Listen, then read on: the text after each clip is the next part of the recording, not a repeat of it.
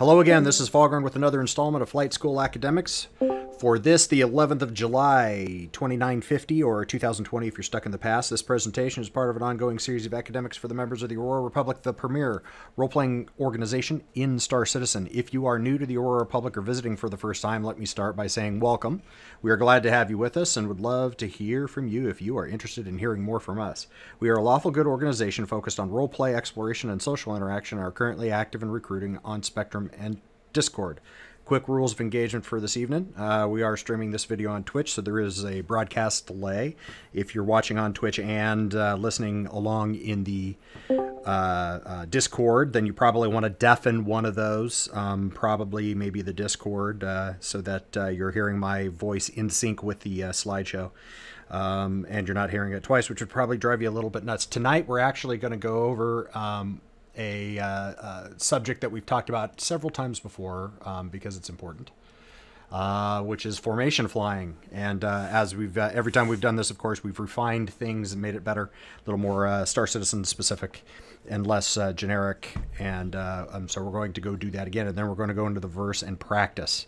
So without further ado, I'm going to hustle through this as much as we can. So what we're going to go through this evening, we're going to talk a little bit about the situational responsibilities for each of the flight members, what their roles are, at what point, and then we'll talk about actual formations. And we've continued to pare this down and cut this down to these mins. So there's basically 6 formations you're going to have to learn. 3 that are what you would call close formations, it's kind of administrative for airshow. 3 that are suitable for combat. We are going to skip over the previous discussions about large force employment formations because at this point in Star Citizen, that's not really an option. We don't have the equipment or systems built into it. And so we've talked about it before. So that section is still kind of undergoing some work in progress. And then, of course, we're going to talk situational comm, formation comm. We're going to approach comm from a different perspective after having received feedback from some of of our members and trying to incorporate it because they were good ideas. So we're going to start working and teaching comm more situationally, so people understand hopefully a little better on how it's supposed to be used and what situations would be appropriate, instead of just simply droning through long lists of vocabulary like this is some sort of 3rd grade English class. Anyway, or English in 3rd grade sort of thing. Okay. The slides tonight will use the legend down there that you've seen before, as far as individual arrows meant to represent an individual airplane, like you see on the left, and in the middle over on the right, where it's the big fat wide arrow indicates a flight, an entire flight, and is assumed a flight as a 4-ship unless otherwise depicted or spoken about. Okay, so first things first, formation responsibility. So in other words, who's leading this entire cluster act for the evening? So the positions there's actually a structure to the positions as far as who's who in the zoo. So whether it's a 4-ship or a 2-ship, 4-ship is the basic combat element that pretty much all of the Western nations use. I've never heard of anybody else. Pretty much all of the U.S. Services, plus pretty much all of our allies, plus pretty much all of our enemies too, operate in either 2-ship or 4-ship type formations. So the formation lead is the military commander of that formation for that flight. It is not dependent on rank. It is dependent on qualification. So there is an actual flight lead qualification that has to be earned, and not even eligible to go through that flight lead upgrade training until you have a certain number of hours of experience in the airframe, in the major weapon system. We're going to talk about this mostly from a military perspective, though some formation flying is done in civilian world too. The Wingman is basically a supporting fighter in that they are the formation's right-hand man, additional firepower. That does not mean that Wingman is just simply a robot automaton that just flies in with the flight lead and does exactly what he says. That is inherent that he should be doing what the flight lead is commanding, but it is very important to be a thinking wingman and to understand what was briefed for what you guys are going to do today, because obviously the formation lead is not going to have time nor available intellect to be able to brief every possible contingency and situation. So you have to be a thinking pilot. You know, you both have wings, so there's no sitting down on that job. A 2-ship formation obviously is made up of a lead and a wingman.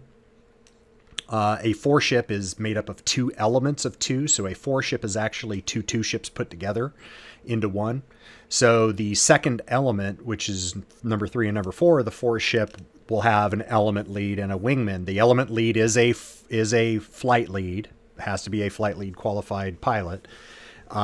Is a flight lead, but they are obviously number 3 in the formation. They are obviously the element lead and following number 1, who's the flight lead for the entire 4-ship. The reason why we keep the designations of elements is so that if tactically the formation lead wants to split them up into 2 2-ships for a tactic, or if they actually for some like air traffic control or administrative sort of reason need to actually permanently separate the 4-ship into 2 separate 2-ships, then they already have that structure, that command structure is already built in inherently to it. So what's the difference between a formation leader and an element leader? The answer is qualifications wise, none. But the formation leaders who's running the 4-ship today, the element leader is his assistant, and the backup formation lead should something happen to the guy who's flying as number 1. So what are the responsibilities of the flight lead? Well, for the mission, they're in charge of planning the flight, and they're in command during its execution. That means that doesn't necessarily mean that they do all the planning themselves. They use all 2 or 4 of the members in the flight to mission plan together to separate tasks out there and like I say, more hands lightens the load.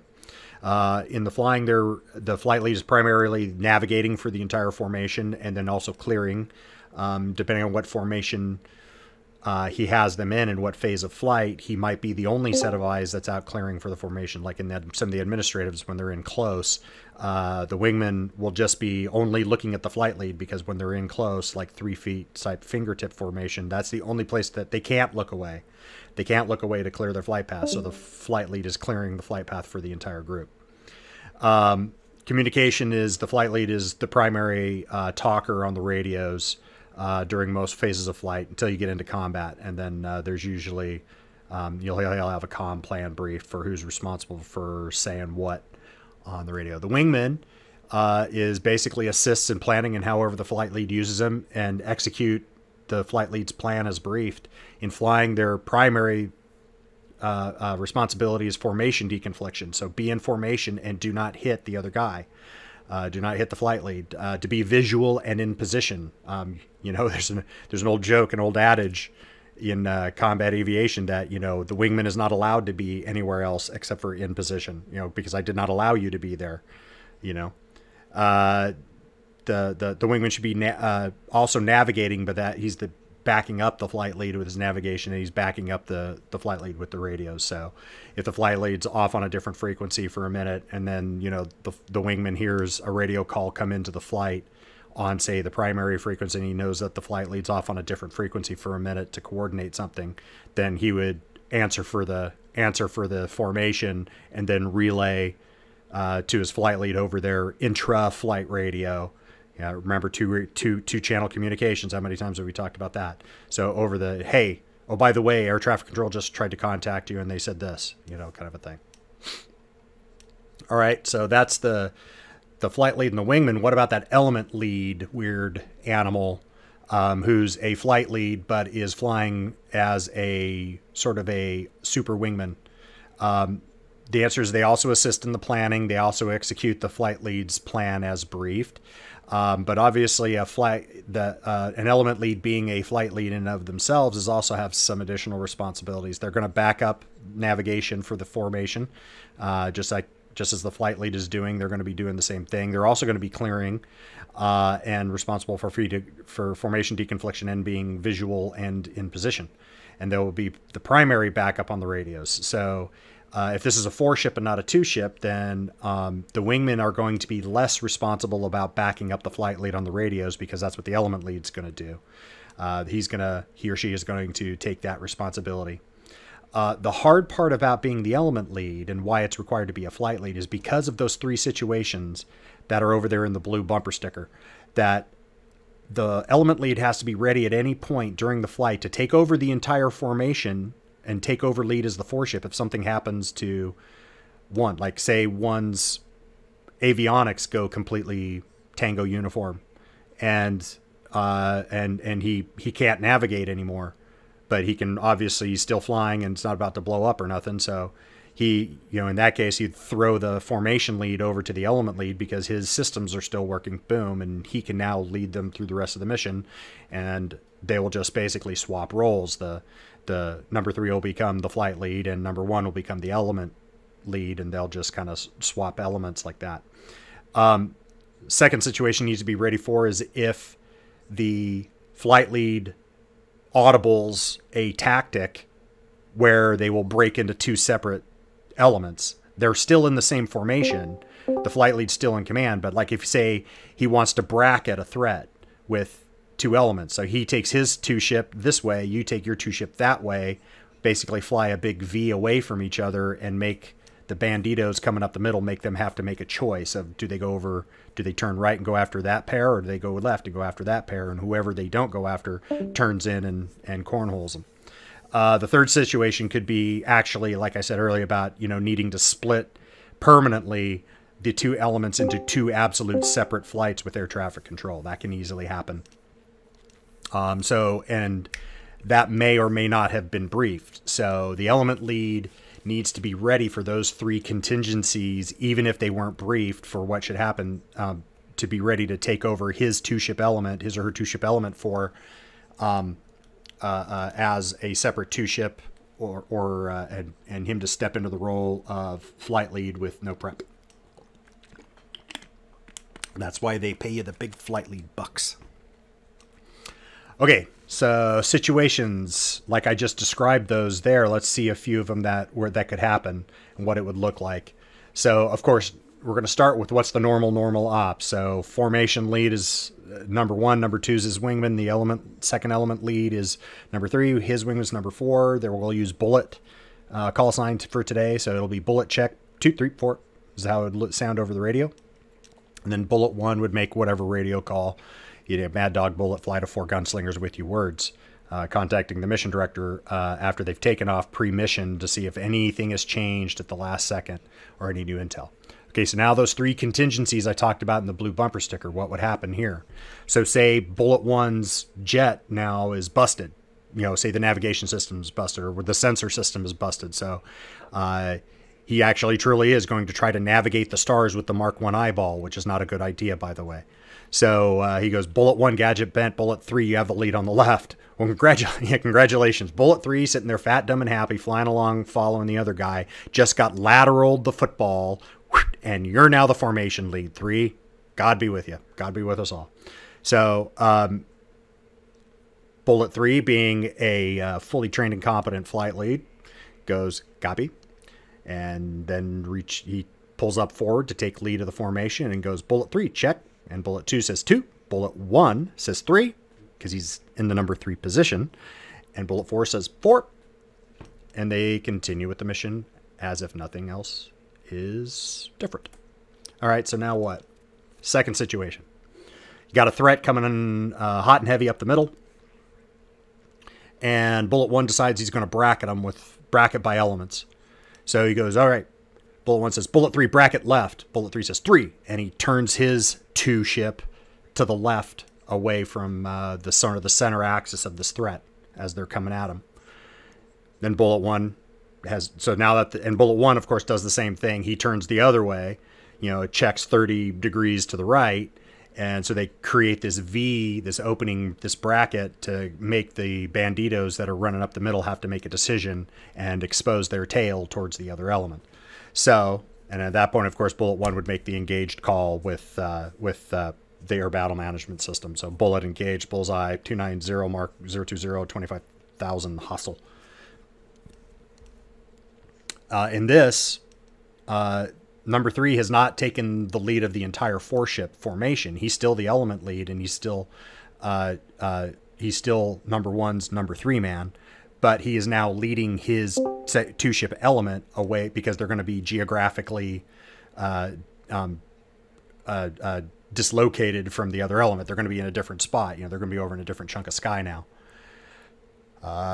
Okay, so then the last one is the situation where perhaps they're coming back home and for whatever situation they're returning to base, and for whatever situation number 1 decides that it's actually going to be easier, better, more convenient, safer, whatever reason he wants, to split the formation up into 2 separate formations.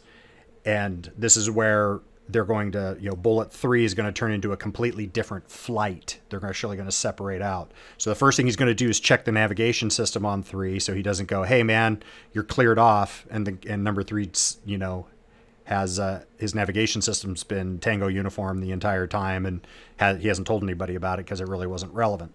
So he says bullet 3 alpha check. That means check of your navigation system. Alpha check home plate. Home plate is your base of intended landing. So bullet 3 alpha check home plate. Number 1 has it, heading 350. Yes, I know we don't have a heading system. Just play pretend for a moment. Okay, so 1 has a 350 mark 010. Bullet 3 say bullet 3 sweet, meaning it's good, or he would say sour, meaning he has something different. Or yeah, he would say sweet if it's good, sour if it's bad, and he would say obviously gadget bent if it's the system is broken. So if he has it completely, the numbers are completely out of whack of what lead called, then they would double check and make sure they both actually have the same like steer point called up or whatever. But he says sweet. So then bullet 1 says bullet 3, you're cleared off. He says 3. He takes a check turn to get his element, or he slows down a little bit to get his element separated away from the other bullet flight. And they are now 2 separate flights that both have the call sign of bullet. So now bullet 1 and bullet 3, being professional flight leads and knowing how to handle this situation, now add their numbers, become their formation call sign. So now bullet 3 goes bullet 3 check. Number 4 says 2 because he's in the number 2 position. He's in the bullet, and they are now. And now bullet 3 flight of 2 would check in with air traffic control. Port Olisar approach. Bullet 3 flight of 2 with you 20 kilometers out. And then bullet 1 would also check in with his number. Bullet 1 flight of 2 is with you 30 kilometers out. And so now air traffic control is going to keep being controlling 2 different bullet flights that are differentiated because it's bullet 1 flight of 2 and bullet 3 flight of 2. That's a very important nuance of the comm, that just by adding that number on, that differentiates to air traffic control that, hey, this is a separate flight than that other bullet. All right, so wrap up here on this section about responsibilities. So remember, leads are running the mission. They're running the mission. They're running that show. They set the formation, they're clearing, they're navigating, and they're responsible for command during the execution phase. The wings are there to support. They need to stay visual, stay saddled. That means in position. We'll talk about that more in a minute. Deconflict the formation, so don't hit your flight lead, and you are there to provide the additional firepower. Because you have 2 jets instead of 1. And then, of course, clear, concise, and correct comms to the maximum extent possible at all times. I'm going to pause for a moment there. Just in case there's any questions for that section. Yeah, I have one. Sure. When you split the formation, it seems odd to me that you would call them like 1 and 2 rather than something like A and B or something like that. Is there some rationale for that? Just for disambiguation, if there was a blip in the radio or something. It has to do with how air traffic control works. Air traffic control doesn't letter things. What air traffic control letters is they letter certain things. They letter runways and things like that. As left, center, right. They letter taxiways. Okay, call it alpha and beta. Call it red and blue. It wouldn't really matter what it is, but because it's the numbers. It's not ambiguous to air traffic control. They don't know who 1, 2, 3, and 4 in the 4 ship is. When they hear bullet 3-2, they know that's the number 2 guy in bullet 3 flight. Mm-hmm. Okay. Yeah.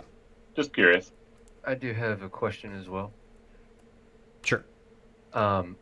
So what if there are multiple four ship flights going on? So you have, let's just say, 8 ships, and they all split off into their 2 ship formations. How do the numbers work in a situation like that? Okay, so first off, each of the four ship formations will have their own unique call sign. Got it. Okay. So you'd have bullet flight and hawk flight.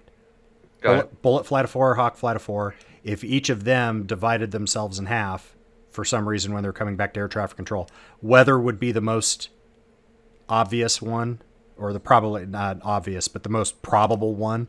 For some reason, they don't want to. The flight lead doesn't want to bring the 4 ship to the runway. You know, he wants to do 2 ships. So way out there, 50 miles from base, he'll work a separate clearance for his second element. Once he gets that clearance from air traffic control, then he'll split bullet flight into bullet 1 flight of 2, bullet 3 flight of 2, and hawk wanting to do the same. They would separate into hawk 1 flight of 2 and hawk 3 flight of 2.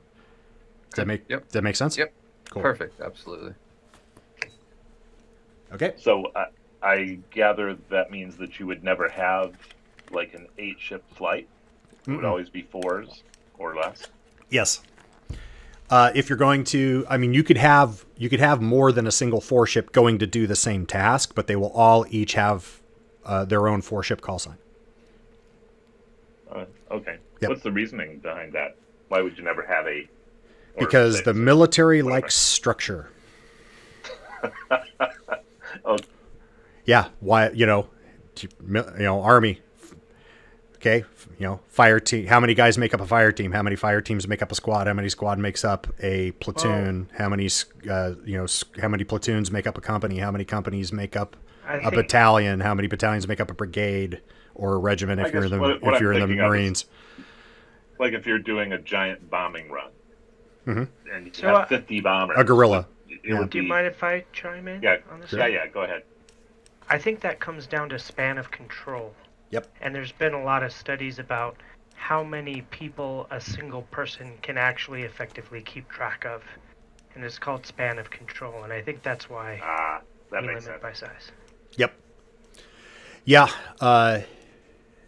If you're going to have a big guerrilla, what we call a guerrilla, a large force employment where you're going to have, 50 bombers, you're going to have 50 fighter bombers that are going in to drop bombs on it. They're going to be in 4x4x4x4, or 2x2x2x2, or 4x2x2x4x4x4x4x2, however they want to divide that up. That's all done in the whole task order generation phase. Mission planning, we kind of laugh. This is a short side story. I don't want to drag this out too long, but we kind of laugh in the fighter community because in training, you generate your entire scenario yourself for your 4 ship. Hey, you, me, him, and him are all going to go out on Wednesday, and we're going to, we've been scheduled, whatever, range time, blah, blah, blah, jets, these, practice weapons, whatever, blah, blah, blah. And we're told to go practice surface attack tactics. Okay, great. So as a flight lead on Tuesday, I'm going to get us all together first thing in the morning when we all show up to work the day prior. And I'm going to go, hey guys, here's the scenario I want to come up with. I want to do this, this, this, and this. And I'm with these things. And I'm going to, look at the young lieutenant, in the 4 ship, one of the wingmen. I'm going to go like, okay, I want you to spin all the fuel numbers. I'm going to, I want you to do that, and then me and the other element lead, we're going to come up with the grant, like, hey, you come up with the route, I'll, come up with the scenario. And you guys do all of this mission planning and you do all this creative almost storytelling, if you will, of coming up with this and that and this and that based on what assets scheduling is given you to play with tomorrow. And you generate all your mission materials and you do all of this work. So for an hour and a half surface attack sortie, you'll have spent 8 to 10 hours the day prior mission planning and generating all the materials. And then you brief for about an hour, and then you have maybe half an hour before you'll step, you know, to go get suited up, go to the bathroom, get a drink, and then you'll step from the desk a half an hour prior to takeoff, which is just about enough time to get out to the jet, get in it, get start, you know, do the pre-flight, all the walk around the forms, get it started up, taxi out, and be taking off on the scheduled time. So you go out, if there's like range times and all that kind of stuff you have to meet, you know, et cetera, et cetera. So you do all of that, an hour and a half flight. There's 12 to 14 hours of prep work prior to that hour and a half flight. You come back and land, and now you're going to take your tapes in. This is after you've done all of the maintenance forms and everything, and let maintenance know if there's anything wrong with the jets. And then you're going to come in, get unsuited, go to the bathroom, get a drink, whatever. And then you're going to go into debrief with the same 4 guys that you just got done flying with. You're going to go into debrief, and you're going to put your tapes in, and the flight lead's going to run the debrief, and you guys are going to look at everything that you guys did, every important point. And you're going to look at all 4 people's sets of tapes, all their displays, the HUD tapes, because each jet has like four different things it's recording now. It's recording the left MFD, the right MFD, the HUD, and the helmet now for those of us that have joint helmet mounted queuing system. And we're going to see who saw what happened here, at what point did when Red Air engaged us with this, who shot where. You're going to nitnoid, bring your lawyer to the debrief, and you're going to nitnoid the rules down to the nth degree, because this is taxpayer dollars that we just went and blew out the back end of the jet to the tune of, who knows, I don't have the numbers anymore, but when I was the chief of current ops in 2005, an F-16 was $5,000 an hour to operate, and that was 15 years ago. So I don't know what it is today, but you know, we just did all that. So we are going to wring every bit of training and education and learning that we can out of every single one of those dollars, because they're freaking expensive. So, and so you could be at a debrief after a surface attack. A 2-hour debrief's a short one. 4-6 hours has happened before. To, you know, if something went really wrong, and now you guys are like, oh crap, how did all 4 of us get cornholed by Red Air? What the hell happened there? You know, blah, blah, blah. So think about that. For an hour and a half sortie, there was 12 to 14 hours of flight prep and we'll say on average 3 to 4 hours of post-flight for that hour and a half sortie. That's in training. You go into combat, all of that shit is done for you. There's an entire mission planning cell that mission plans everything. You walk in, like if your brief time, like, okay, if your step time is a half hour prior to takeoff and you want to be done with your brief in half hour prior to that, okay, so that's an hour prior to takeoff time. You're probably going to brief an hour prior to that. You're not going to show until 15 minutes prior to that. You're only coming in 2 hours and 15 minutes maybe prior to takeoff. You're like rolling into the squadron, or if you're deployed somewhere, rolling into whatever tent that they're using as a squadron building. And you're going to walk in, they hand you your mission materials. You go over, Intel briefs you on what the threats are today, da-da-da-da-da. The mission commander, the Mad Dog isn't just a cool call sign Foghorn came up with. It's MDOG for Mission Director on Ground. So the Mad Dog is going to brief you. You guys are going in against this target today. You know, like you see in all the old World War II bomber films where the guy gets up in front of the map with the pointer, you know, and goes, hey, 8th Air Force, you guys are going in against the ball bearing factory in Bremen. You know, that you get that brief from the Mad Dog. Intel is there. They brief the threats. You guys are sitting here paging through all of your mission materials that were handed to you. Then you step into your flight brief, which only lasts 15 to 20 minutes, where the flight lead goes, okay, this is obviously where we're going. Here's the tactics I want to run, da-da-da-da-da-da, just like we did in training. Boop. And you go step and you go fly a 6 to 8 to 12 hour mission where you tank 6 times. And then when you come back at the end, you land, you do the maintenance forms, you throw your tapes at Intel, and you walk out and you go back into Crew West because you got to get up and do this again tomorrow. So it's totally opposite, like the dichotomy of training versus combat. You know, in training, your sorties are fairly short. They're only an hour and a half, hour and 45 minutes long, but you have all of this mission planning before and debrief after. In combat, the missions are super freaking long. 6-8 hours is pretty normal. My longest was 11 and a half. you know, you're in the air forever, but you had no mission planning to do because it was all done for you and it was handed to you, and you had no debrief at the end. You threw your shit at Intel, and Intel went through and looked at everything to figure out what cool stuff they could find out about the enemy, you know. So it's a weird world, and every fighter pilot out there, and that hasn't changed with technology, by the way. You know, I'll guarantee you that there's Vietnam era pilots who, if they ever happen to listen to this shit, are laughing their ass off at me right now because they're going, "Yep, that's exactly the way it was back in my day." You know, so all right. Stories I of have another Foghorn. question. In cases where you're not just a fighter formation, let's say you're flying in formation with a Caterpillar, say. How do you, is the naming of the individual ships the same and all that stuff the same, or how does that differ? If you're talking military, like military transport, it all works exactly the same. So the let's say the, I don't know, transport ship is part of your formation. It's 1, 2, 3, 4, 5.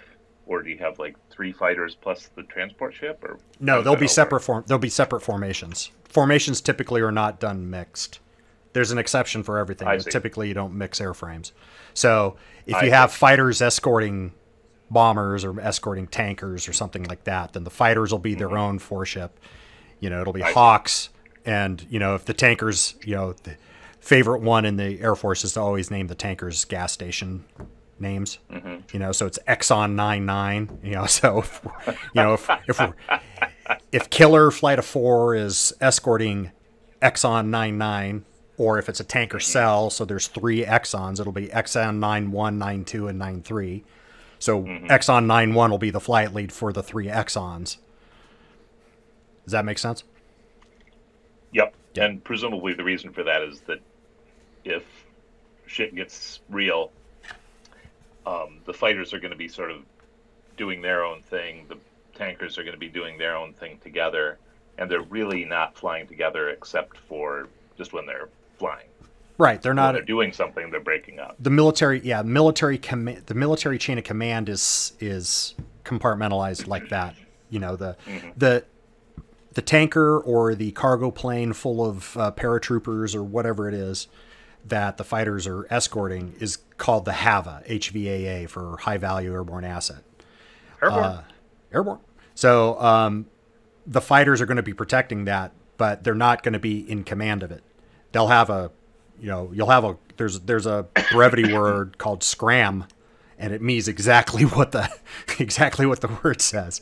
You know, if I'm the escort fighters and I'm coming in there and I see something ugly coming down the radar at these guys, I'm going to turn to those guys and yell scram over the radio. Exxon 99 scram. They're going to go copy. They're going to turn around, push it up as fast as that jet will go, and they're going to run the other way. And they're going to get the hell out of the airspace so me and my 3 other fighters can clear this airspace and protect them. You know, that's a fairly common pre-planned. You know, if we yell scram, if you're a big heavy airplane and your fighter escort yells scram, it's in your best interest to turn tail and hike your skirt and run away bravely, because so they kind of have their own independent chain of command, I guess.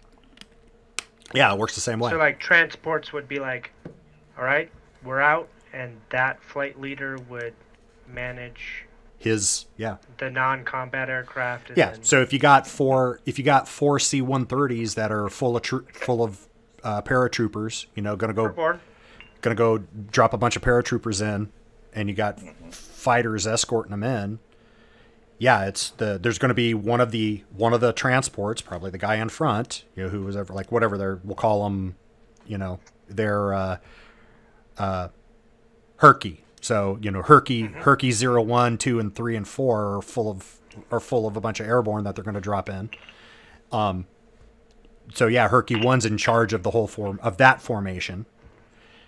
And Killer 1 flight of 4 and Hawk 1 flight of 4 and Eagle 1 flight of 4 are the fighter escorts.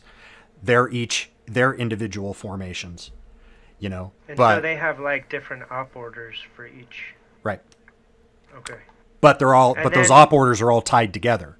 Sure, sure, sure. You know, so Killer, Eagle, and Hawk, their tasking order will have said, you are escorting, what did I say? Herc. You're escorting Herky 01 through 4 from, you know, A to B back to A, you know, wherever it is. So I don't know if we want to go down the rabbit hole right now, but then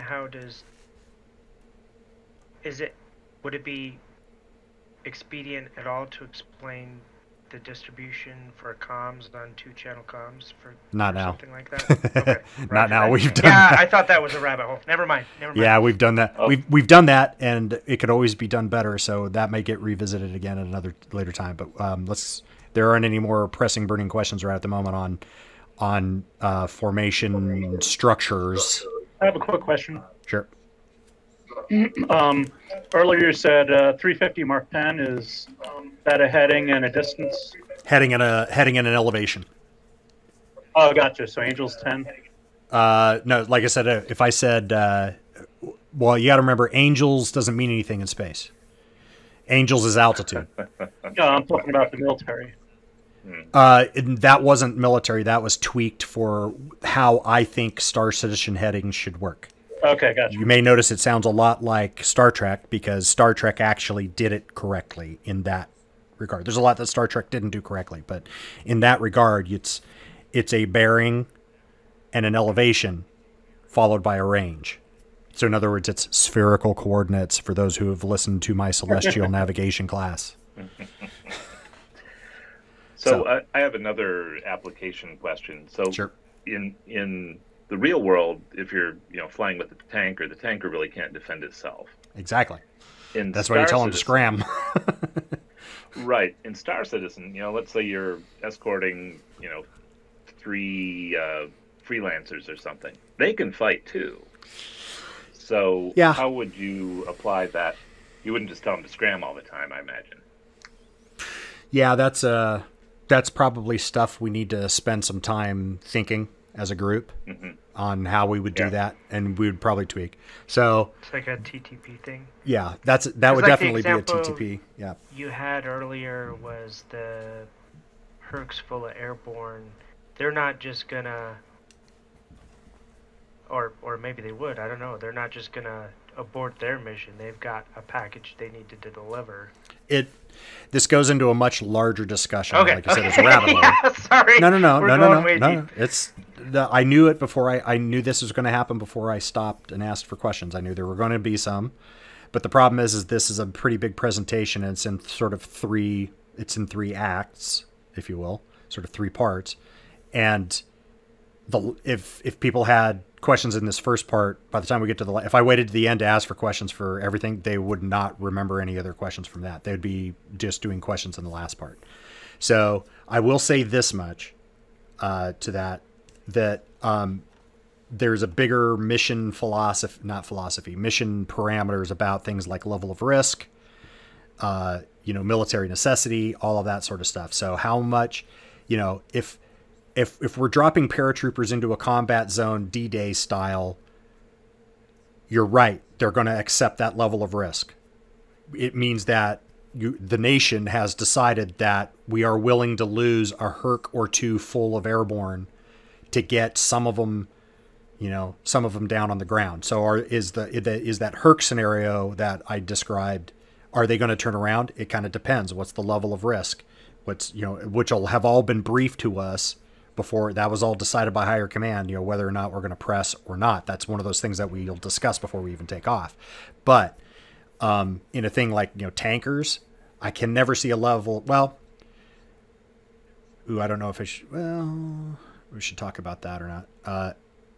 Yeah, again, back in the Cold War days, when the Cold War, there were plans depending on the situation. If it was, no kidding, the real deal, where KC-135s were going to take off, B-52s were going to take off with weapons, the KC-135s were going to plug in to refuel the B-52s, and they were going to literally pass every last bit of gas that they had inside the KC-135 into the tanker, or into the bomber. because the bombers, the bombers can actually hold a lot more fuel than they can get off the ground with. So once they're airborne and they're flying, you can actually refuel them. When they take off, they're actually only about like less than half full of how much fuel they can actually carry. So they'll pass every last gas that's in the jet into the bomber, and just the amount of gas that's left in the stems in the pipes going directly to the engines will keep their engines running just long enough for them to basically get once they unplug from the bomber, they'll be able to make one turn and a small descent into a glide, and then the engines will flame out, and that tanker crew is dead. In theory was designed a way to bail out of a KC-135, but nobody's successfully done it. No human being has ever tried it, and every crash test dummy that they did ended up getting what effectively would have been killed, bouncing down the bottom of the airplane and getting cut in half by UHF antennas and all that kind of shit. So if you guys have ever heard the term tanker toad, TOAD, toad, like they're a frog, toad. Toad was an acronym for take off and die, because in that World War III, the whole thing's ending, nukes are flying all over the place scenario, they were going to take off, pass all of their gas, and they were just going to ride it in, and hopefully their pilot would get lucky and be able to ditch, this airplane or crash land it in a manner that they might be able to survive, but the odds were against it. So if the odds are bad enough and the military need to get it done is high enough, yes, we are willing to trade lives for mission success, and willing to accept ugly risk for mission success. That's what happened when you signed on the dotted line to serve. Hooah. So, hooah, Now, the good news is, in my personal experience, the military does not take that lightly. That's not something, they do not play fast and loose with our lives. In fact, in most of the combat situations I've been in, I thought that their acceptance of levels of risk was far too conservative than what I would have done. I would have been willing to accept a lot more risk than the generals and the colonels were. I thought we played way too conservatively because, oh my God, we might get hurt, and I'm like, well, that's kind of why I signed up. I signed up to get in there and do dangerous things. So, all right.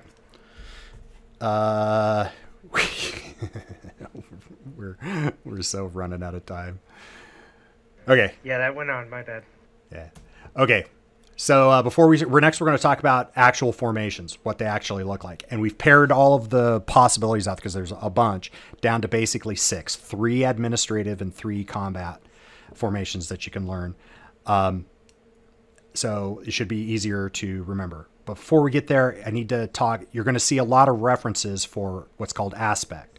Aspect is how far off of the target's tail are you talking about, measured in degrees around from their tail. So 180 degrees is out in front of their nose, 0 is dead behind their 6 o'clock.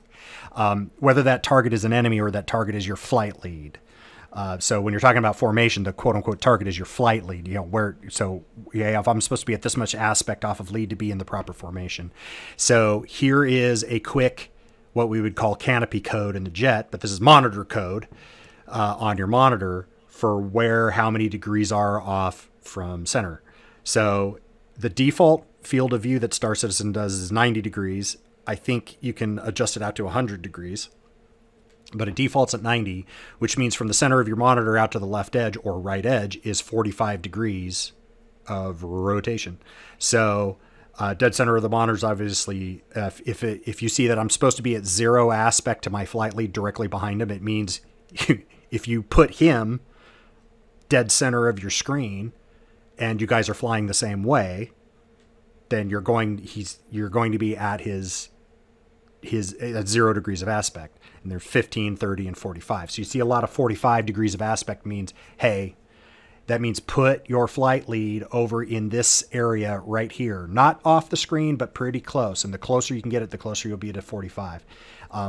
Why this works, if it says you're supposed to be at 45 off of his tail, if you put him 45 off of your nose, it works as something in geometry called congruent angles.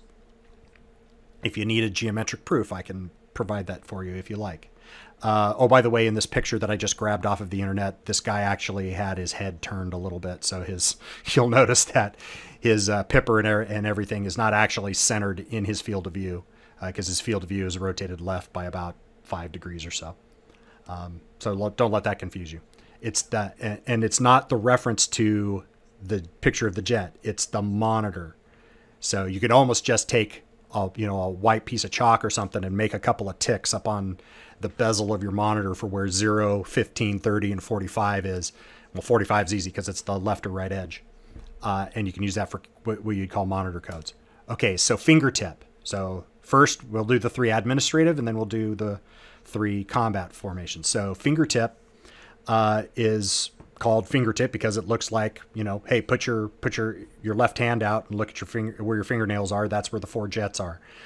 Fingertip's an administrative formation because it's basically air show. You're coming up initial, so you want to look good. You look like this nice, cool formation. It's done with 3-foot wingtip spacing. That's not 3-foot spacing when you look over at your flight lead's pip, or 3 meters. It's not 1 meter spacing when you see over at his pip. The pips are over the physical body of the player. And you got to remember, you got a big ship around there. So a 3 meters, 1 meter spacing between the wingtips often comes out to 45 or 50 meters between my cockpit seat and the flight lead's cockpit seat over there.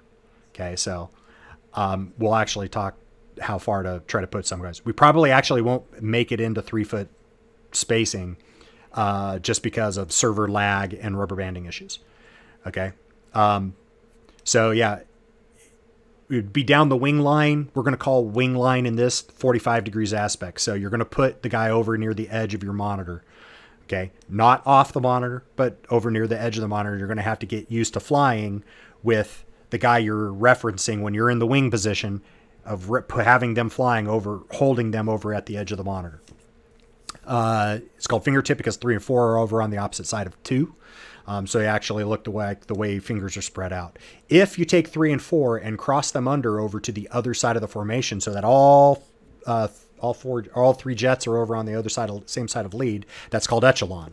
It's the same exact thing as fingertip, except for 3 and 4 are over on the same side as 2. So, 3 is flying 3 feet off of number 2, and 4 is flying 3 feet off of number 3.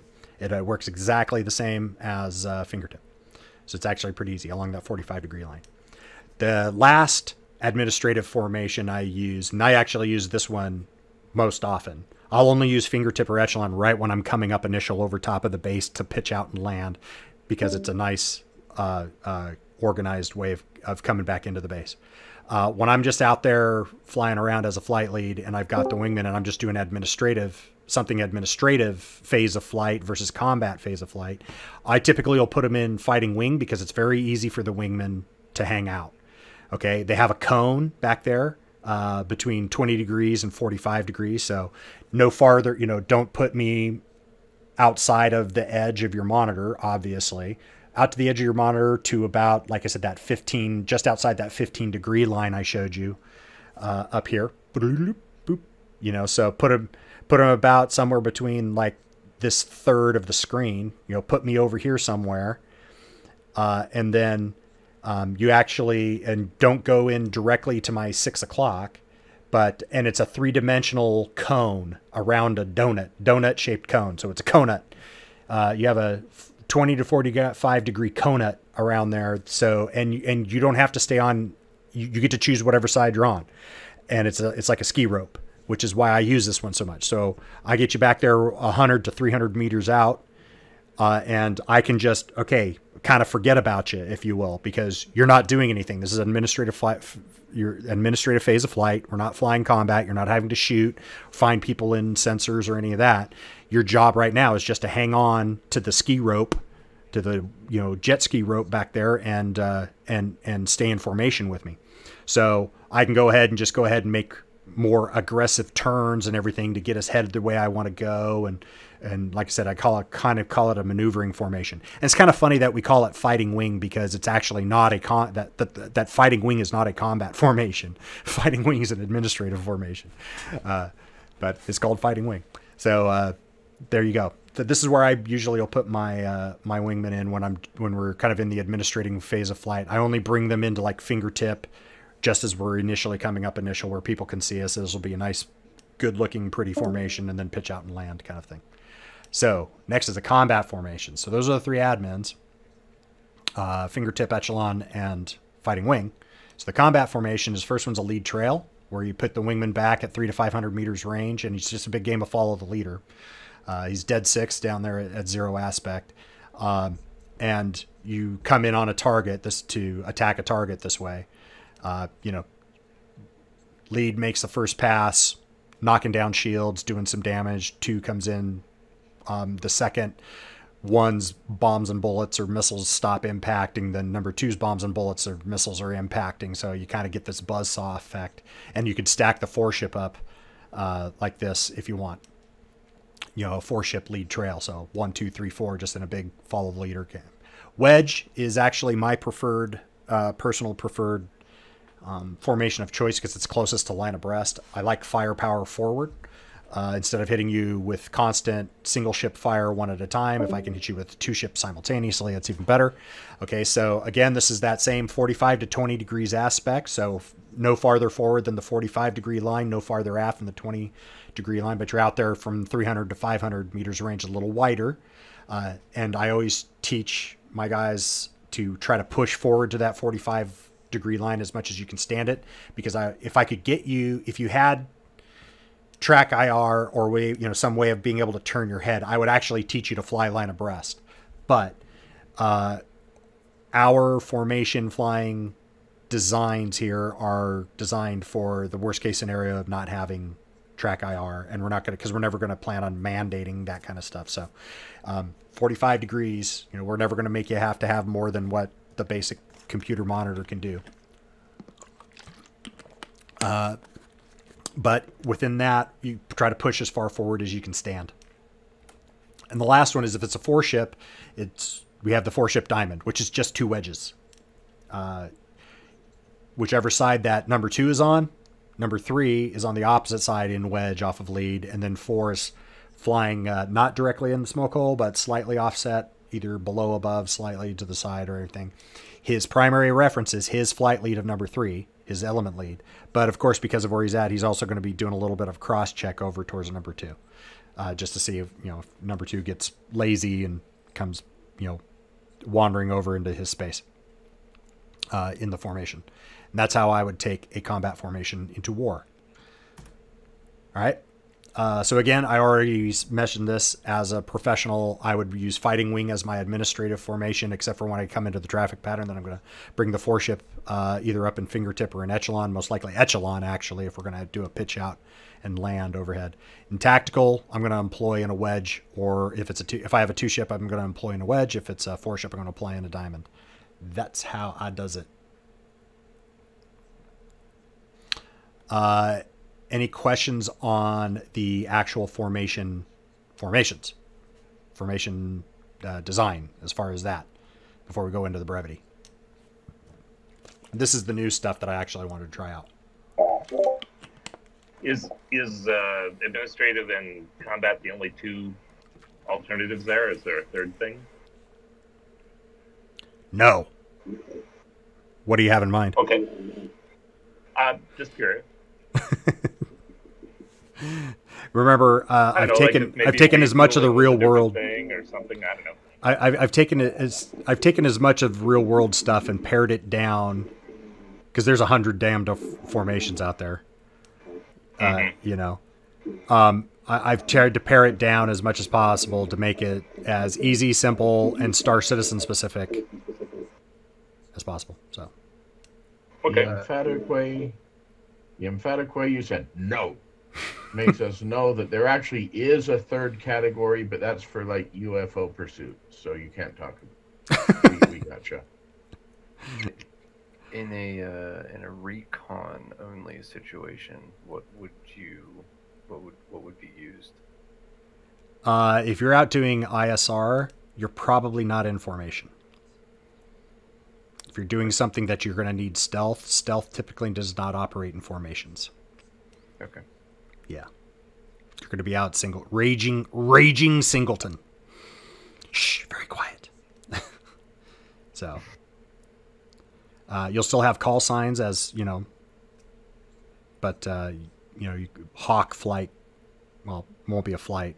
The flight of one, hawk 01 would be, an ISR mission of some flavor. Is not going to, he's not going to have a formation. He's going to be out there alone, lowly terrapin out there by himself, alone and unafraid. Okay, if nothing else there, then I'm going to put us through some situations, and we're going to talk about Comm Brevity, because that obviously is everything, is a huge point of it's just a large subject to take in and have to and be able to use well. So one of the most important things is how do we describe to each other whether we can see each other or not, and how it's different if it's the enemy. So the words visual and blind are used for friendlies. So when you're talking about your flight mates, I'm visual with lead, I'm blind on lead, I'm visual with lead, I'm blind on lead. Lead goes 2, rejoin right side, and you don't know where he is. 2's blind. Okay. Then as the flight lead, I'm going to look, and if I, hopefully I have situational awareness as far as where you're at, and I'm going to talk your eyes onto me. And the second you see me, then you're like, okay, two's visual. Like, all right, rejoin right side. So that whole visual blind is different if you're talking about the enemy, just so that we don't have to explain. You say tally or tally ho when you see the bogey or the bandit that you're talking about, or no joy if you don't. So if I go engaged, bandit, my nose, hostile, hornet, and you don't see anybody who I'm turning with, you're looking out there and it looks like I'm just turning out in blank sky and there's nobody else out there. You're like, no joy. 2's no joy. I'm going to go, okay. And I'm going to just keep talking your eyes to where the bandit is relative to me, because you've told me that you started off visual. The other thing about visuals, blinds, tallies, and no joys is the assumption is in Comm that you are what you last said until I tell you differently. So we took off out of Port Olisar and you were visual. So you don't have to tell me visual at the beginning, right? Because when you checked in, once you've shown your visual or said you were visual, you're visual until you tell me you're blind. And then you're blind until you tell me you're visual. So you're visual with me, all of a sudden something happens, you go, 2's blind, I'm going to go, okay, lead is, I look over at you and I go, lead's at your left, 9 o'clock, 500 meters, 10 degrees high. And I'm going to pause. And if I don't hear anything on the radio, I'm like, leads now move into your 10 o'clock, 10 degrees high, 600 meters. And I'm going to keep pause, giving you opportunity to use the radio until you tell me you're visual. And if you don't, I'm going to keep talking, trying to talk your eyes on, so yeah, if you're like, okay, I see him, why is he still talking to me? Well, it's because you haven't told him that you were visual. You told him you were blind, and you are blind until you change. It's like a switch. Okay, he's blind. Okay, I'm not going to assume you're visual until you tell me you're visual. Click, and now I'm going to assume you're visual for the rest of the day until you tell me you're blind, etc., etc.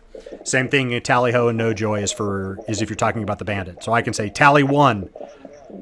Instead of, hey, visual 1, but it's the bandit bad guy. That's too many words. I just say tally 1. And you go, okay, that's a bandit or a bad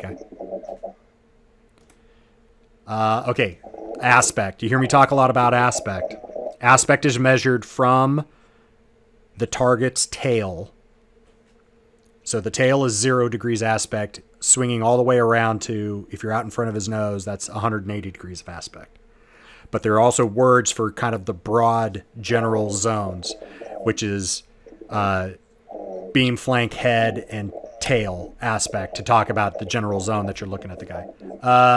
Hey, Mr. Subtle, I'm getting some mic bleed through from your brother. Thanks. Anyway, so from dead 6 out to 60 degrees out is tail aspect. As you come around towards the side from about 70 to 110, so plus or minus about 20 degrees of the exact beam is called beam. You kind of get that front quarter is called flank, and then if you're looking right up the schnottlock, it's head aspect. The upper right hologram in your visor shows you aspect when you lock on to when you get a sensor, when you designate somebody as your sensor contact of interest. However, CIG has a bug in that it changes it rotates the aspect of that hologram when you rotate the orientation of your ship, which is incorrect by definition. And so the only time that hologram shows you correct aspect angle on the bandit is when you point at the bandit, whether they're up close or if they're 20, 30 kilometers away. If you have a sensor contact on them and they're showing in that upper right hologram in your visor, if you point your nose at them and take a look, and also sometimes their shield bubble makes it hard to tell. But if you can look at them and see their aspect when you're pointing at him, that's the aspect he's showing you right now. So if you point at him and you see the front of that target, he's pointing at you, coming at you. Even if he's 30 kilometers out, he's coming this way. You look at the range is clicking down, so he's closing. He has close, so okay, he's head aspect and he's closing. Okay, that's a guy coming at me. If I see the ass end of the jet and I see his range clicking open, then he's opening and I'm seeing tail aspect. That's a guy who's running away or flying away. If I see the side of the jet and his range looks like it's kind of staying the same, plus or minus a little bit, okay, that's a beam aspect. That's a guy who's driving from left to right or right to left, way out there, even if it's out so far away that it's not being drawn on the screen, aka my eyeball can't see it. The system will show that to you. And if they ever get that orientation bug from the own ship fixed, then this thing will be super, super useful. Okay, as far as position. So if I tell you to float, that just means, hey, this formation we're in right now, just expand it out away from me till you get out to the edge of visual limits. Don't go blind.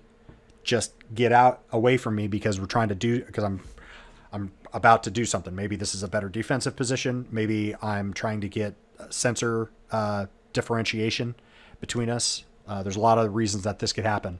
I might be just about to spring a tactic on the bad guys and I need you a little bit farther out. So notice that there's no numbers here that tells you how far away to get. The answer is out to whatever you can still see me visually, but no farther. Okay, some other things. The term holding hands means that the spacecraft are in visual formation. The aerospace vehicles are in visual formation. So when we're flying around as a formation, we are by definition holding hands. If I come over the radio and either tell you pause it or I say pause it, they mean the same thing. I'm asking you, where are you? I've lost situational awareness as I might say. In other words, notice that the flight lead doesn't say blind in that situation. If I say pause it, I'm telling you, tell me where you're at, because you're obviously not where I'm expecting you to be. And then I might say blind if I'll say blind in other situations, but the sort of administration we're flying from A to B, and all of a sudden you're not where I expect you to be. Say pause it, because you're obviously not where I'm expecting you to be, which means you're probably not actually in formation. Very typical for a flight lead to go, say pause it, and that's when you hear the wingman go, stripped. Because stripped means out of formation. In other words, they got stripped out of formation somehow and were trying to fix it before the flight lead noticed, because they didn't want to have to admit that they were stripped. Stripped and saddled. Saddled when you're in formation, stripped when you're out of formation. So if I tell you to rejoin, I'm expecting to hear a saddled call from you when you get into position. So when you guys get into position, you're like, okay, I'm not actually done until I key the radio at the end and go to saddled. Okay. If there's getting stripped out of formation is not a point of pride issue. Okay. If you get stripped out of formation, it's most likely because me as the flight lead, I did something herky jerky and I decided I needed to do a big bat turn right now. And I just, I moved the in position away from where you were. I can easily put you out of formation very easily as the flight lead. Okay. So getting stripped, that's what kind of it's inherent in the word stripped. It's like, okay, I got stripped out of formation. It was because probably the flight lead did something.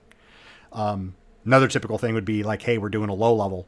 The flight, I'm on the right side of the formation. And the flight lead goes right down just barely skims the surface of of a mountain to the left, which means I can't be on the right side. I'm going to be in the mountain, so I have to go out left, but that's not where the flight lead had put me. So therefore I'm stripped because he would have flown me into a mountain, kind of a thing. Tide is when you are using sensors to keep track of each other. So we may actually do what's called a sensor trail departure, or we're going to do some sort of a sensor trail. If I tell you to spin back to sensor trail, and I'll give you a range, hey, spin back 5 kilometer sensor trail. It means I want you, this is basically a big lead trail formation, but it's not in our typical 3 to 500. And you're obviously not going to be able to do it visually because at 5 kilometers in Star Citizen, it doesn't draw me on the screen anymore. So that means take a sensor lock on me, and that's called tide. So I'll go, hey, spin back, tie to me, or take a sensor lock, pick up 5 kilometer trail. You'd spin back there, and when you get it, you'd call two's tide. I'm like, okay, great. It means he sees me. Now I can start shucking and jiving, and I'm not worried that I'm going to lose him out there because he's got his sensor on me that's going to watch. Okay, maneuvering. So we had 1 slide of aspect and range, 2 slides of position, and 3 slides of maneuvering, and then we're done. So if you get told to break out can be both a directive or a descriptive call. So if I look at you and go, break out, that means that something bad's happening. You need to immediately take evasive action the hell away from me. Okay, so a breakout call means get the hell away from the other guy. If you are flying at the wing, you don't have to call breakout. You do it. If you see, you get, oh crap, you think you're about to hit me, you maneuver the jet first. And then once you've safely gotten your jet away from my jet, now you go, hey, two's breaking out, or two's broken out. Okay. And now I'll start working a rejoin as the flight lead to get us back together for whatever reason. Okay. Don't crush into your flight mate because you were trying to make the right radio call. Move the jet first. Comm comes last. So, pretty much, you almost never will hear a flight lead call a breakout as a command. But the wingman will break out whenever they feel they need to for safety of flight to keep from hitting. So it's usually breakout as sort of a descriptive. Hey, hey, two's breakout. Okay, cool. Something happened. You almost hit me. Check. Check is just a command to just turn a certain degrees in place. So hey, I wanted us to head this way when I came out of that last maneuver. I've got our formation all nice and pretty. We're headed that direction, and shit, I actually need to check about 20 degrees right. Crap. I don't want to do any high Aka maneuvering, bring you into fighting wing, get us changed, bring you back out to tactical, any of that kind of crap. No, I'm just going to go, hey, check 20 right. And I'm going to make a check turn, and I'm just going to expect you to maneuver around and get yourself back into formation, even though I just took a 20-degree turn right into you. That's why I pay you the big wingman bucks. Come back. Hey, come back. Come back left. Usually come back is used when you're talking to another formation. Hey, Eagles, Hawk 1, come back left, heading south. I've got a 4-ship of bogies, 50 kilometers, et cetera. So if they're headed that way, it just means, hey, come on back, hook around, reverse course. Hook is probably the way within a formation you might do a comeback if somebody told you to come back. So hook left, hook right, it's an in-place 180 turn. Similar to check. Check is usually small number of degrees, check 10 right, check 20 right, check 30 right. If you're going much more than 30 degrees in a check turn, you need to actually just do a tactical turn. But hook, hey, in place 180, so you both are just going to basically do at a 3G turn around in place. Of course, number 2 is not going to do a perfect in place. They're actually going to play the turn out a little bit. So when they come out the backside, because we can't fly perfect line abreast, we have to fly, we're kind of flying a wedge. They're going to have to play that turn a little bit so they're actually not going to immediately come right into a 3G turn. They're going to play it out a little bit and then do the 3G turn. So when they come out on the backside of it, headed the opposite direction, they'll be back into the wedge formation going the other way. Deploys and spins will be briefed by the flight lead when they're going to do something like that. It'll be like, hey, at this point, I'm going to use the word deploy. And when I do that, I want you to go do this formation, or I want you to do this maneuver when I say deploy. For example, at Bobcat's wake, number 3 was the guy who's going to go do the pull up from the missing man to create the missing man formation. So for him to go missing man, the command that we used was deploy, and the 4 of us that were flying that formation had briefed that prior, so that when I would go 3 deploy, that's when he would honk straight up into a vertical climb, and the 3 of us would come back over in the missing man. A spin is actually, the word spin is very descriptive. Spin is basically you're going to do some sort of a racetrack to either gain spacing on maybe another 4 ship out ahead of you that you want more spacing on, so you're going to spin around, turn opposite direction to the general flight for 30 seconds, and then turn back around and then rejoin the entire flight path that you guys had planned. Or it could be for timing, or spacing, or any of that. Like, okay, even if you're not in part of a larger force employment, if you were, hey, we're trying to hit an exact TOT, and holy shit, we're early. And if I just keep flying in here, we're going to get there early and hit it before the time. Then I may go, okay, killers, hook left, fly cold away from the target for 30 seconds. Killers, hook right, or hook left again, and come back on heading to go, say, hit the target. So you can do timing control using a spin maneuver, and spin doesn't mean a spin. Spin means a racetrack pattern. You're gonna turn 180 degrees, fly straight for a little bit, turn back 180 degrees, and rejoin the route. Of course, you could always just stop. It is space, so you could just stop and wait and then continue. But part of this is the fact that we always consider a sitting target, a stationary target, as much more vulnerable to attack than a moving target. Moving target's always a little harder to hit. And then, of course, the word rejoin is when I'm telling it to reform the formation. Obviously, we either did a maneuver that's going to end up us being separated somehow, and then I will go to okay, rejoin. And, of course, rejoin is always accompanied with the formation that I want. So rejoin wedge, right side. Rejoin fighting wing, left side. Rejoin fingertip, left side. So it's not just simply the word. There'll be a couple of words of exposition with it as far as precisely where I want you. And the last one, and these are put together because they are often confused. If you are in close formation, specifically if you're in fingertip or echelon, and I want you on the other side, I will tell you to cross under.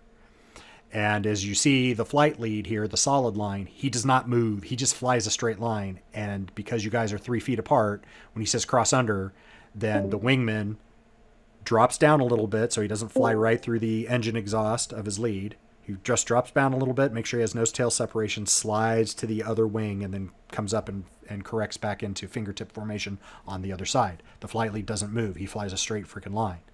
That's a cross under. A shackle is a tactical formation. So here we are out at wedge. So you're out at 500 meters. And if I want you on the other side, I'll call a shackle, killers, shackle.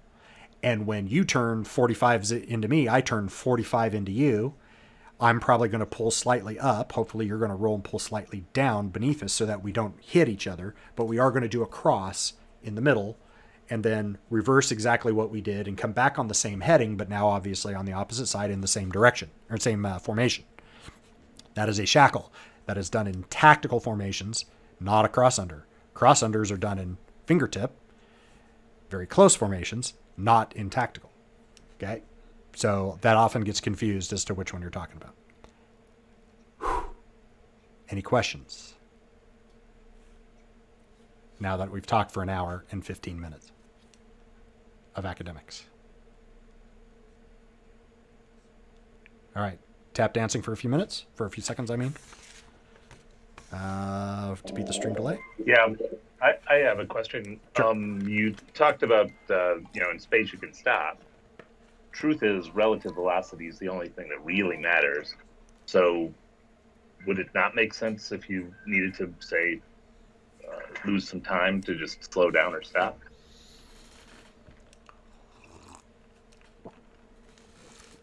Standard fighter pilot answer number one, it depends. Okay.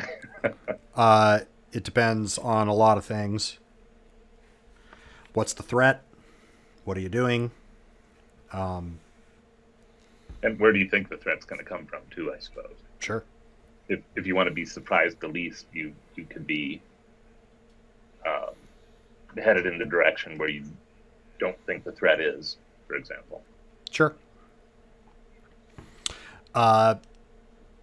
There's still a lot to be discovered in as far as what Star Citizen's going to turn into. You know, stealth gameplay is still in its infancy.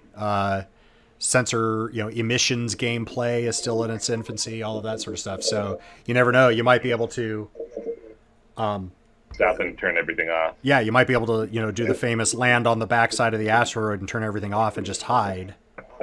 That could happen. So, like I said, this is as best our knowledge is at this point.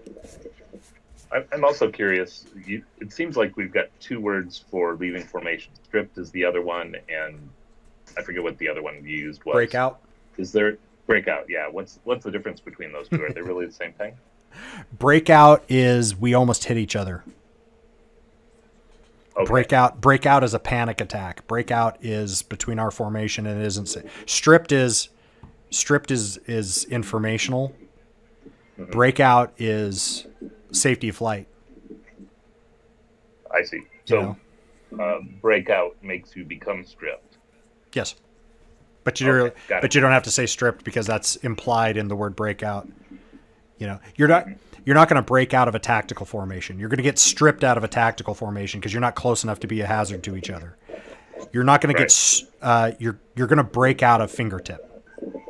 Fingertip is where you're going to break out from because you're going to be close. You're going to scare yourself once because the server had a rubber band, and you're going to go Gah! And jink away from lead, and then you're going to like, hey, 2's breaking out. I'm going to like, cool, good on ya.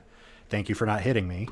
That's all going to be what's said privately in my jet, but over the radio you're going to hear 2 cleared rejoin right side, leads turning, right hand turn, whatever. A lot of times when I do a rejoin, I don't sit still. I actually continue flying, and I'll just fly a big circle so that you can use both geometry to close with me and more than instead of just fuel.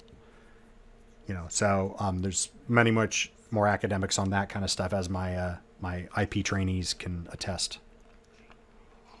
Yeah, just so everyone knows, close formation flying, rubber banding is a thing. It happens all the time. Get used to it. Yeah, there's a reason that our administrative, fighting wing is 100 to 300 is because you start getting much more inside of 100 and rubber banding starts getting ugly. On a good day, we can kind of fly 50 meters apart and pretend that's Fingertip. And remember, that's 50 meters from looking over at his jet and using his PIP, his party marker, as 50 meters, which means at 50 meters, you're actually probably about 15 feet between wingtips by some math. When we can get that down to about 35, using an Avenger as our test article, if you can get down to about 35, when you see 35 between the two of you, you're probably at 3 foot wingtip spacing. You're probably 1 meter wingtip spacing. Every time we've tried to get down to that close, it's just super rubber bandy and scary, and there's a lot of swapping of paint. So 50 on a good day, but that's pretty rare too. So we're lately we've been kind of counting like 75 to 100 as, yeah, that's Fingertip, close enough. Because it's just the state of the game. Couldn't we avoid the rubber banding problem by essentially staying at a slightly different altitude, so that even if you do rubber band, you're not going to rubber band to the side? Well, you do have a small altitude offset, but it's not enough to keep from hitting. There's if you ever see formations like with GoPros, you'll see that you're taught to put the other guy's helmet on the horizon, which means you'll be at exactly the same altitude he is, but it never seems to happen that way. Plus, it depends on the ship you're in. You may not be visual at that point from your cockpit. If you at that distance and angle, you may not even see anything. I also have a question about visual. In Star Citizen, you've always got your, well, if it's working anyway, you've always got your HUD showing where whoever you're talking about is. Is that visual, or do you have to actually see it rendered on your screen?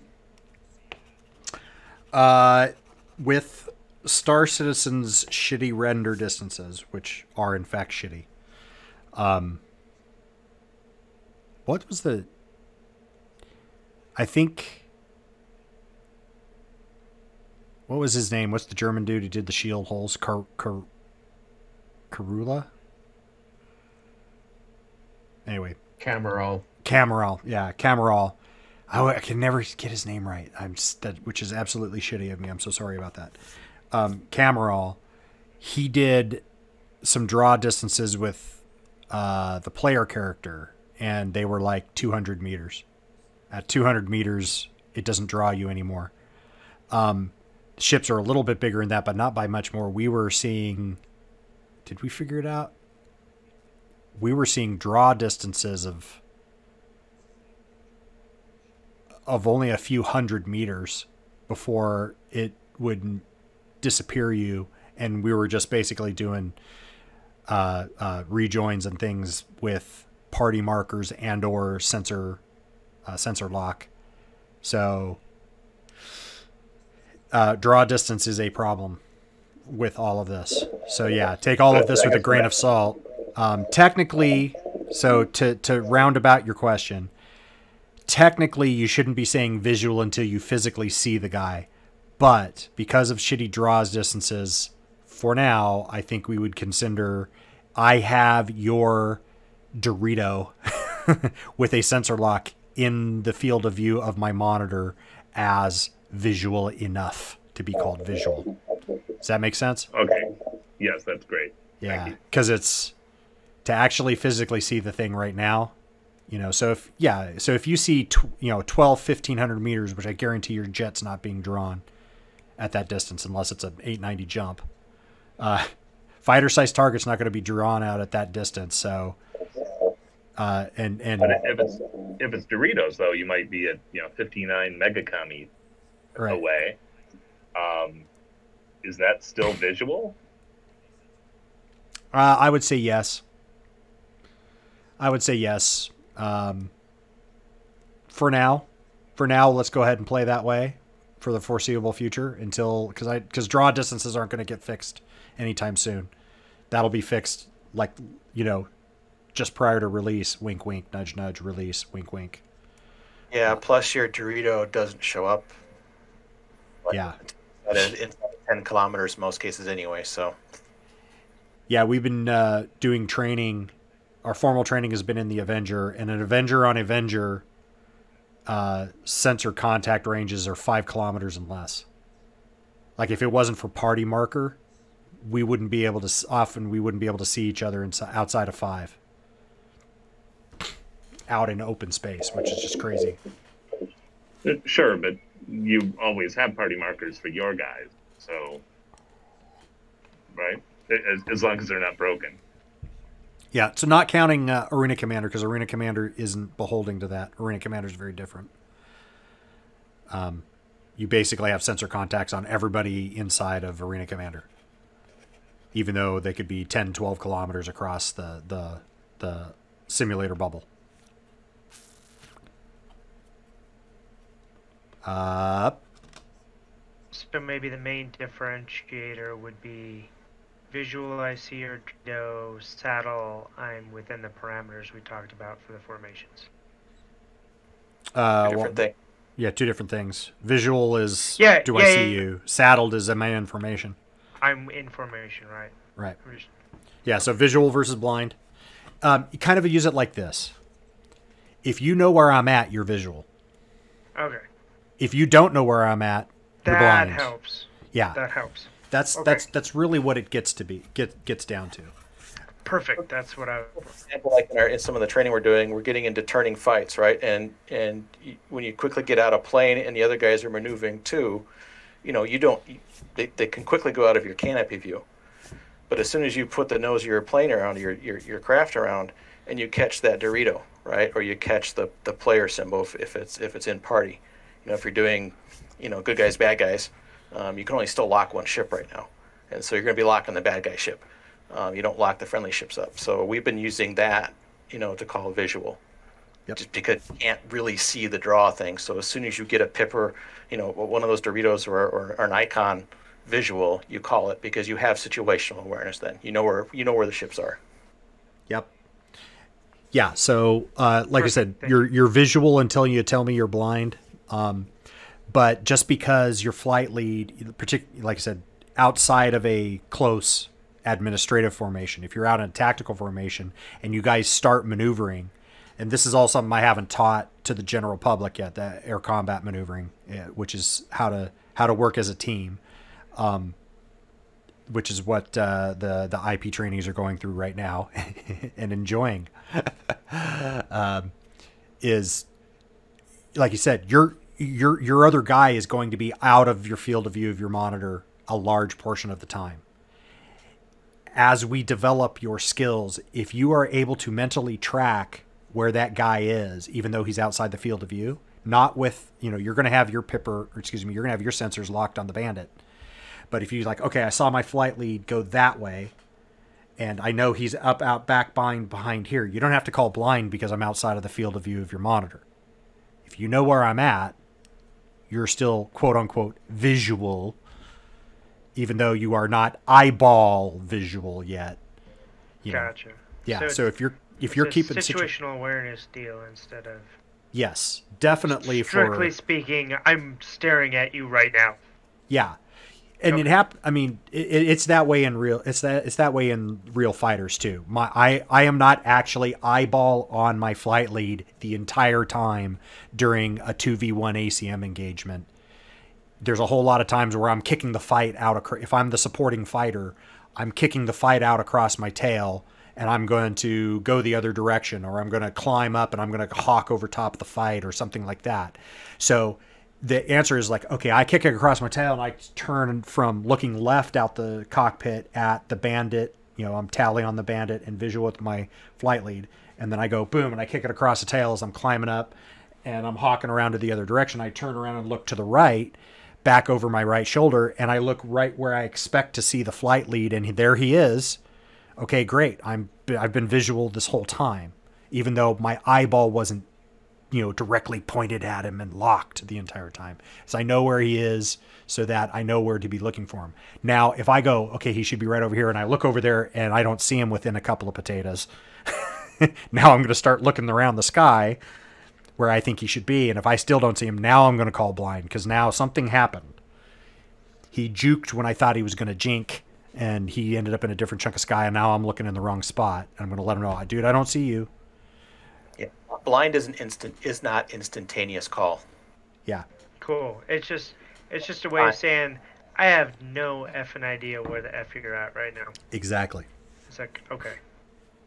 And I've been flying low level with Wingman, and we're not even talking about like the forests of Germany. I've been flying like at Luke, Arizona desert, and I look out and he's in perfect line abreast, 9,000 feet out. He's got a 500-foot stack on me. Perfect. Great.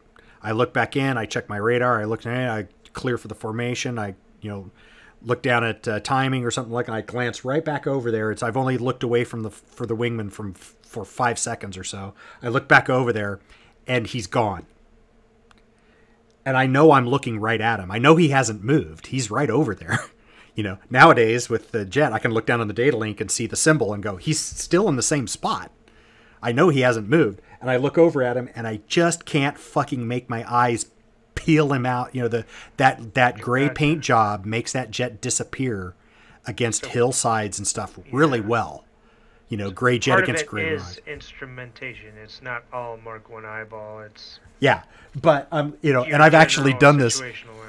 Yeah, and if we're just kind of driving along, getting down to the range, practicing low level, we're not expecting to be jumped because we don't have any adversaries today. It's a trainingism, of course, but I've done that and I've looked over and gone, trying to burn the pixels out to find him against those gray rocks, and finally just key the mic and go, on the auxiliary radio and go, hey, 2, I know I'm looking right at you, but just give me a little wing flash. And all they do is rock their wings just enough, and poof, there he is. And they kind of they laugh because it happens. You know, the jets are made to be, that gray paint job is made to disappear out in the bright blue sky or disappear against gray rocks, and it's amazing that it's gray and it disappears against fucking green trees really well. It just, you'd be looking right at the guy, look away, look right back, and you know he hasn't moved relative to, he should be behind the same, you know, square inch of canopy, and you look out there and just can't see him. You're like, what the hell? So, all right. If there are no more questions, we'll wrap this up. We can go in and fly. I know it's late because we ran long. Way longer than I intended. So, if there are no other questions, then this wraps up this installment of Academics of Foghorn. I hope you found it interesting and helpful. If you have any questions I didn't answer, please feel free to contact me via email, Discord, Spectrum, or the comments section below, and I will answer it to the best of my ability and as quickly as I can. Member or visitor alike, please hit those follows and subscribe buttons as appropriate, and leave us a comment, as we do read all the feedback, and it helps us quite a bit as we are striving to improve our content. You can find out more at aurorarepublic.space or on the RSI website on Spectrum at robertspaceindustries.com/org/aurorarep. I will see you next time. This is Foghorn signing off and wishing you a very pleasant remainder of your morning, afternoon, or evening, and thank you so very much for watching.